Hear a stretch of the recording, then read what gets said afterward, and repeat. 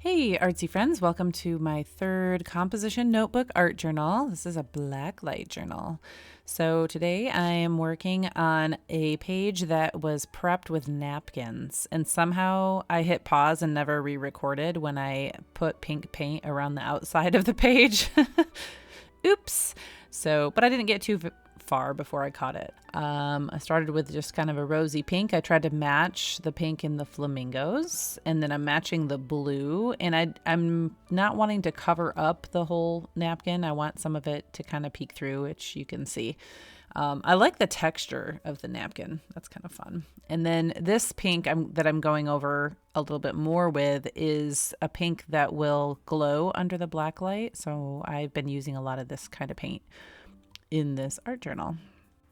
If you're new here and you're wondering why I opened up to a page that already has a dollar store napkin with flamingos on it, I will put a link below to the video that shows how I prepared this journal. So this is a cheap composition notebook, and I prepared all the pages, or almost all the pages, with collage. And so now I am starting with a reverse stencil technique, which is fairly new to me. And I found that the stencils that have wider openings, this works better with. So I'm bringing in kind of a lime green. And then on the other side, I'm going to do regular stenciling. So it has kind of the inverse, which ties into my theme. Later, I realized that this page is about balance. I was looking at the flamingos thinking, okay, what kind of concepts can I jump off with the flamingos? I was like looking up quotes, and then as soon as I thought of the word balance, I thought, oh, that's perfect, because there's a lot to think about as far as balance goes. And, flamingos balance on one leg. So since I kind of discovered the reverse stenciling technique, I've realized I can also just use a wet napkin to kind of fade out a stencil, because I realized when I first put it down there, it just felt kind of blocky, and I like my stenciling and my mark making to kind of just blend into each other a little bit. So you can always just keep a wet wipe handy, and if you don't like the way something lays while it's fresh and wet, then you can just wipe it or smear it, or however you want to do it. So I have a little bit too much paint left on my palette, so I'm just finding a page. See, I already did that with a pink on an earlier page, so by the time I start on this page, it's already going to have quite a bit of paint on it. So I did find a quote that I liked, but then as I started writing it, I decided I was going to adapt it just a little bit. So the original quote is attributed to Danielle Orner, and it's, "Life is a balance between what we can control and what we cannot. I am learning to live between effort and surrender." So I wanted to make it personal. Instead of we, I put I, and then I wanted to live contently. So contentment has been one of my goals, and sometimes I think, in a kind of a sad way, I live somewhere between hope and despair. I don't dare to hope and have disappointment, and I don't want to live in despair. But really, I want to be content, and I want to put the effort in to the things that I can control, and also accept the things that I can't, which is kind of like the serenity prayer, which God grant me the serenity to accept the things I cannot change, the courage to change the things I can, and the wisdom to know the difference. So this was kind of a good journal page where I just really kind of meditated on this idea of being content, and just really focusing in life on putting in the effort when I can, and just accepting when there are things that I cannot change. So that's my adaptation of my quote. And then I had written it originally with a pink Posca, and then I went over it with the black light paint. So this page isn't going to have a ton of black light, but I wanted to have at least like the title pop off under the black light.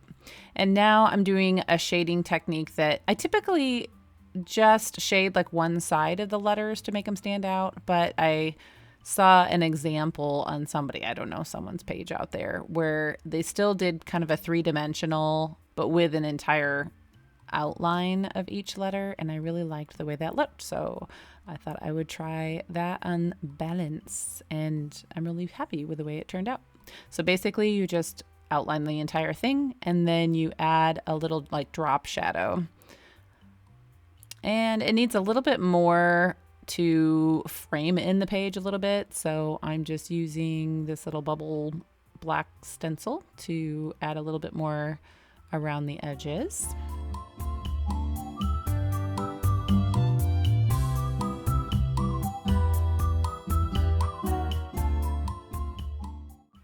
Another really easy way you can kind of bring your page in together and frame it is to just draw a really thin line around the edge of the outside of the page.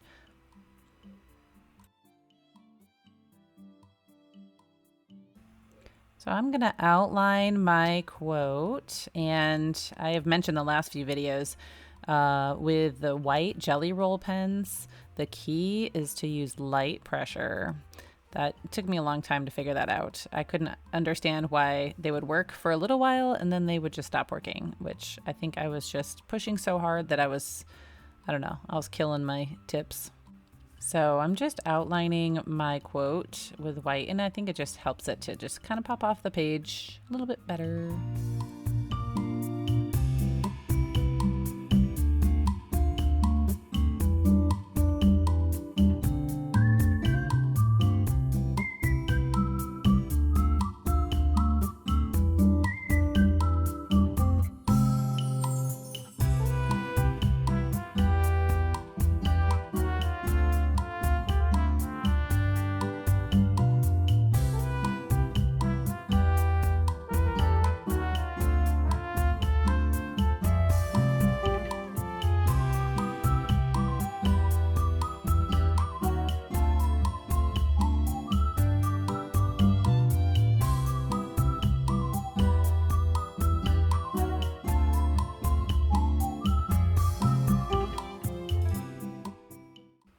So I like to pause periodically as I'm working through this journal and just kind of look at my page under the black light and decide if I want to add more black light paint. And in this case, I'm not going to concern myself too much with the glow effect, but I did realize after kind of walking away and coming back that I wanted to add just a little bit more of the black stencil around the edge to kind of frame it in more. And then there was that space right there where I'm putting the green just felt a little too empty.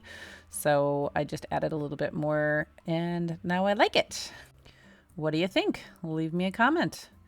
So thanks for hanging out with me today. I hope that you enjoyed watching my process and that you're inspired to go make some art and that you'll come back and hang out with me again. Have a blessed day.